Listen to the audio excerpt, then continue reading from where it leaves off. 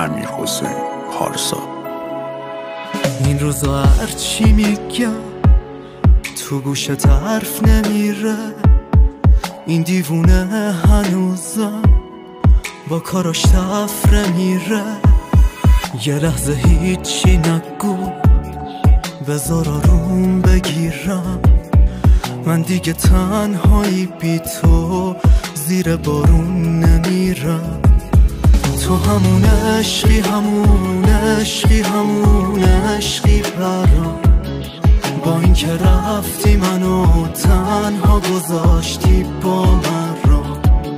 شاید این شکستنم حال تو بهتر میکنه، یه روزی میرسه دنیا چشم تو تر میکنه، منو باور میکنه.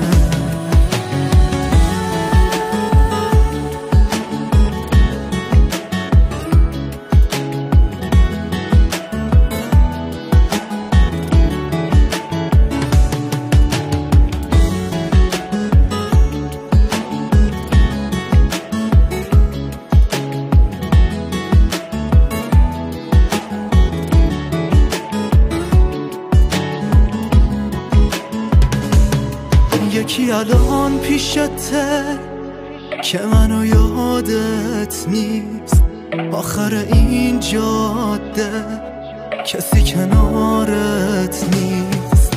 بعد چند سال تو رو بازم اینجا میبینم، دست تو میگیرم و بازم کنارت میشینم.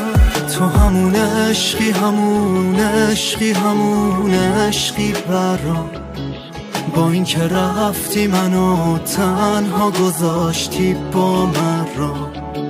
شاید این شکستنم حال تو بهتر میکنه، یه روزی میرسه دنیا چشم تو تر میکنه، منو باور میکنه.